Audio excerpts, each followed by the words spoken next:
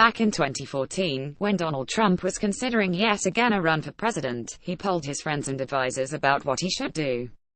He went through a lengthy process, toyed with running for governor of New York, and went back and forth on making any decision. Trump's dalliance with politics dated back to 1987, when he was promoting The Art of the Deal. He generated publicity for the book and himself by buying space for open letters in major newspapers, criticizing American foreign policy. He then helicoptered to New Hampshire, which hosts the first presidential primaries, to give a well-attended speech at a local Rotary Club.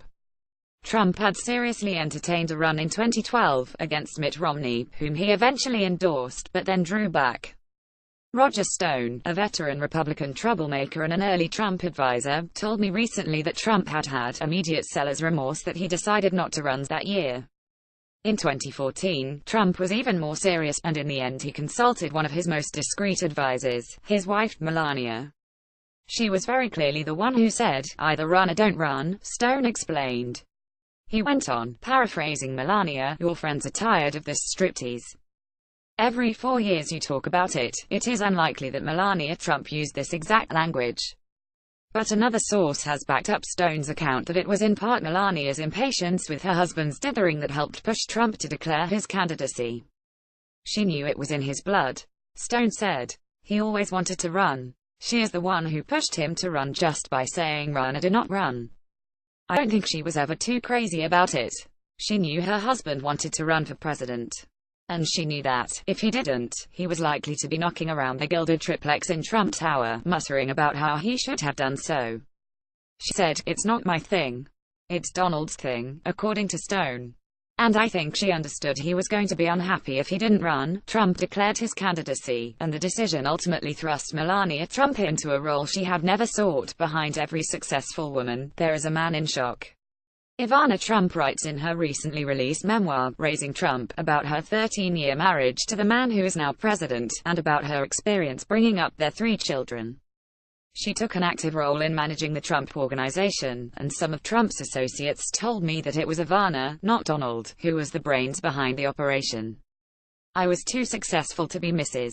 Trump," Ivana writes in her book. "In our marriage, there couldn't be 2 stars. So one of us had to go." Trump and Ivana were divorced in 1990 while he was having an affair with Marla Maples, whom he married in 1993, and who is the mother of the much overlooked, perhaps to her relief, Tiffany Trump. Then, in 2005, he married Melania. At a party in 2015, Ivana Trump was overheard talking about her ex-husband's prospects as a presidential candidate. According to the New York Daily News, Ivana scoffed, "Yes, but the problem is, what is he going to do with his third wife? She can't talk, she can't give a speech, she doesn't go to events, she doesn't seem to want to be involved." Melania Trump is an unusual first lady. She is only the second FLOTUS in history not to have been born in the U.S. The first was Louisa Adams, John Quincy's wife, who was born in England. She is the only one to have been raised in a communist country. She is the only First Lady to delay moving with her husband to the White House, in her case, until 5 months after the inauguration. She is the only one to be the third wife of a president, and the only one to have ever posed nude for published photographs. She is fiercely protective of her son, but, unlike other First Ladies, the mystery around her day-to-day movements gives rise to rumors that she spends less time than is typical in the White House. To understand the First Lady and her East Wing operation, I spoke to current and former White House staffers, including former East Wing advisors, as well as friends and advisors to Melania and Donald Trump. Melania Trump declined requests for an interview, as did her press secretary. Taking stock of her role as First Lady is an exercise in subtraction. What she does not do is almost as telling as what she does. Her East Wing remains sparsely inhabited. There may never have been a First Lady less prepared for or suited to the role. This isn't something she wanted, and it isn't something he ever thought he'd win, one longtime friend of the Trumps told me. She didn't want this come hell or high water. I don't think she thought it was going to happen. The couple in the Oval Office in June. Separate lives. The East Wing of the White House, as it exists today, was built in 1942, during World War II, largely to provide cover for the Presidential Emergency Operations Center, or PEOC, an underground bunker designed to protect then-President Franklin Roosevelt and other key personnel in the event of an attack. It was to the PEOC that Vice President Dick Cheney famously fled on September 11, 2001. That the physical officers of the First Lady provide cover for her husband in an emergency is one of those historical facts that scream to be leveraged as metaphor. Melania Trump seems to be very much alone in her position. Her East Wing has only 9 employees, fewer than half the number employed by Michelle Obama and Laura Bush. Public tours of the White House begin in the East Wing, through the glass triple doors of the visitor's entrance. But despite her proximity to the public, much of Melania Trump's life has remained in the shadows. She is the keeper of many of her husband's secrets, and one can imagine that what binds the two of them together is that he may very well be the keeper of some of hers. On the ground floor of the East Wing, inside the main entrance and next to the visitor's office, is a room for the president's military aides who carry nuclear football. Next to that is a reception room, which is outfitted with sofas and portraits of previous First Ladies. Upstairs is the First Lady's office as well as offices for her Chief of Staff and for the calligraphers who handle invitations that come from the First Lady's office. Because the East Wing is open to the public 5 days a week, it is a logistical feat to manage the space, according to a former East Wing staffer. Morning tours start at 7:30 a.m. and, depending on the day, run to either 11:30 a.m. or 1:30 p.m., at which time the executive residence staff flips the house, closing out the public tours and preparing for whatever official events will take place in the East Wing. During the transition, according to a former Obama advisor, East Wing personnel sat around waiting for the phone to ring. "We really had very little to do," this person said. Melania and her son, the youngest Trump child, Barron, did not move into the White House until June, when the school year for him came to an end. They were accompanied to Washington by Melania's parents. 3 former Obama staffers told me that the permanent staff of the White House adores the First Lady. Part of the affection may be due to the fact that, unlike the Obamas, Melania is accustomed to dealing with his staff. She also seems genuinely thoughtful in her everyday interactions with them. Allies defend her early tentativeness as simply a matter of taking time to find direction. But it is hard not to see it as discomfort with her position. Whatever her strengths, Melania is not a skilled communicator. Her English is imperfect, and she has never sought a high profile in public life outside of her modeling years. In New York social circles, she was hardly a fixture, unlike the much more public Ivana Trump. Some of her philanthropic activities from her life in New York: Boys Club of New York, the American Red Cross, Love Our Children USA, the American Heart Association are outlined in her White House biography. The list of them on the White House webpage comes after a list of her magazine modeling covers. Friends say she is slowly warming to the job. But she has had to state so frequently that she is independent from her husband that it is hard not to see her as distancing herself from his positions, or even from him. That is not to say that she has ever taken any proactive stance against him. An immigrant herself, she never found a voice to stand up for the immigrants that Donald Trump was bashing. A First Lady has always been able to choose the cause that will occupy some of her working hours. For Michelle Obama, it was childhood obesity and girls' education. For Laura Bush, it was literacy. Stockard Channing's First Lady, Drive. Abby Bartlett, on the West Wing, volunteered in a clinic in an underprivileged neighborhood in Washington, D.C., giving vaccinations. For Melania Trump, the cause of choice is, improbably, cyberbullying. It has become almost easy to point out the irony, given her husband's habit of using Twitter to bully not only political opponents but also members of his own party and even his own cabinet. Cyberbullying cannot have been Donald Trump's idea. It's unlikely but possible that she chose the cause by way of trolling her own husband. "Wouldn't that be great?" one former Obama advisor commented. Video CEOs react to Trump's art of the deal. In Melania's East Wing, staff officers are somewhat drab and governmental until one ascends the stairs to the First Lady's domain. Then, it's absolutely stunning and gorgeous, one recent visitor, a longtime family friend, told me. It's a corner office, very elegant, with antique furniture. This description contrasts with what the former East Wing staffer told me about Michelle Obama's office, that it was very warm, and in some ways very casual. On the same floor are the offices for Melania's Chief of Staff and Deputy Chief of Staff. So ignorant was Donald Trump about the job he was about to take that he believed he would inherit a government with every position filled. Hundreds of key posts remain open. Melania Trump did not name a chief of staff until February 1, when she selected Lindsay Reynolds, who had worked as associate director for the White House Visitor's Office in Laura Bush's East Wing. The unhurried timing of her choice was chalked up to her being thoughtful about the selection. The longtime family friend of Melania's told me that in the aftermath of a political campaign during which Barron's father was heard bragging about assaulting women, and photos of his mother naked appeared on the cover of the New York Post, Melania has been interested mainly in sheltering her boy from an unfriendly environment in Washington. Melania has also confided to the longtime family friend that she is unnerved by the constant Secret Service detail. She was accustomed to drivers and security, but now you have the Secret Service outside your door, the friend told me. She didn't want this come hell or high water, says a longtime friend of Melania's. But there may have been other reasons why Melania delayed moving to Washington. After the release of the famous Billy Bush tape, it was almost conventional wisdom that Melania was going to leave her husband. One need not conduct too extensive a Google search to find rumors of an impending divorce. And one can find rumors about much else. Something about the relationship between Donald and Melania Trump, due in part, perhaps, to the fact that even the most ordinary elements of it have been shrouded in secrecy, seems to get the internet going.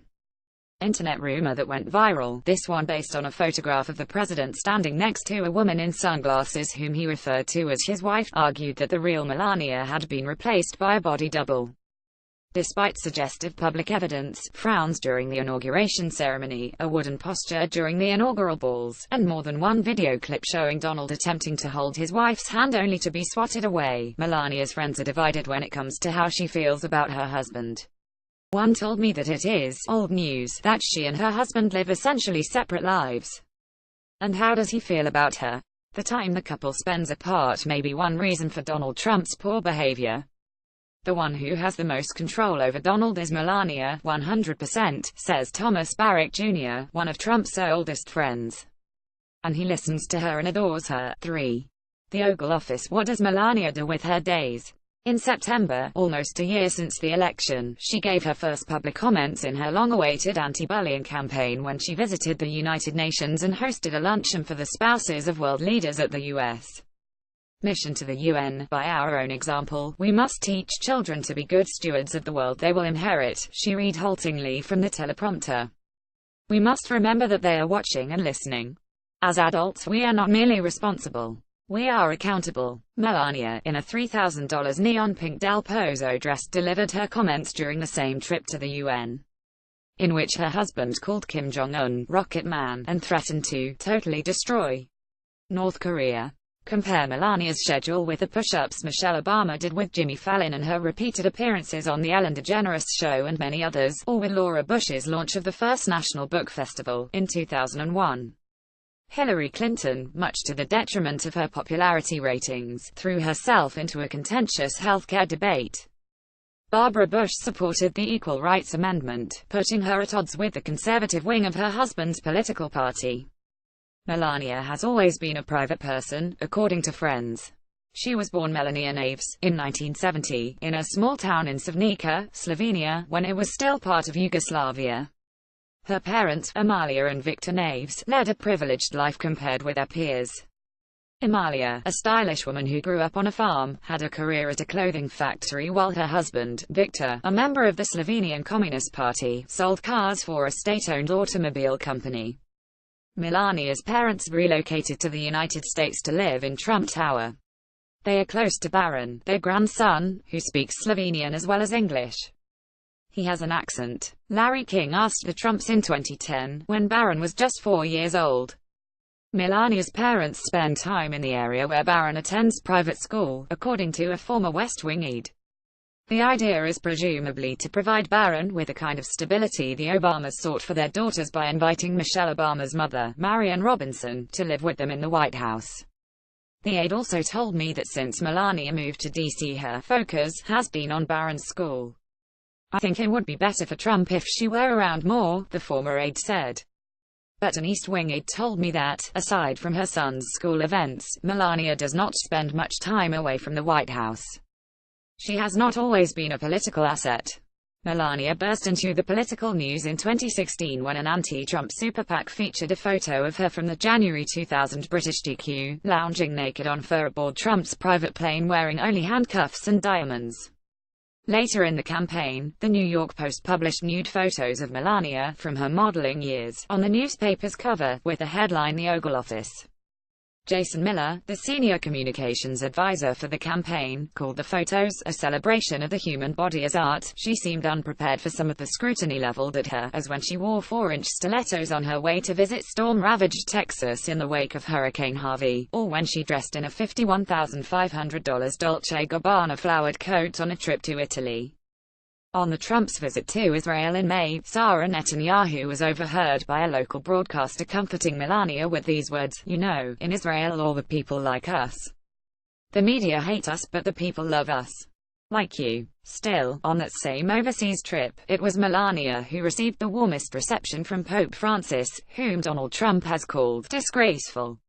Francis had only kind words for Melania. He asked her if she fed Trump potica, a Slovenian nut bread, possibly referring to Trump's widening girth. He was very friendly with her and not with the rest of the family, someone briefed on the trip told me. In a rare campaign speech for her husband, in April 2016, Melania Trump took to a stage in Wisconsin.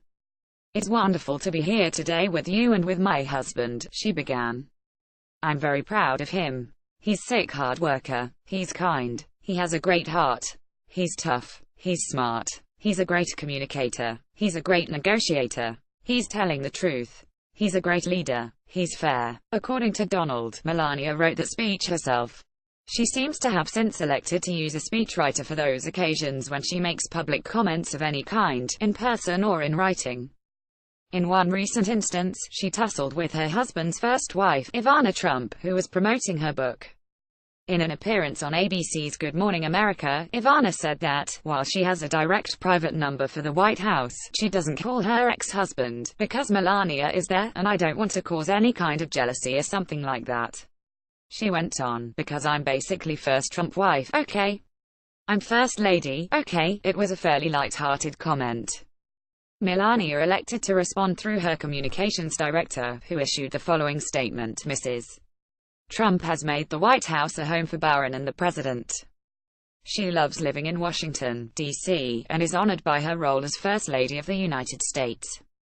She plans to use her title and role to help children, not sell books." The Trumps make their way to Marine One last July.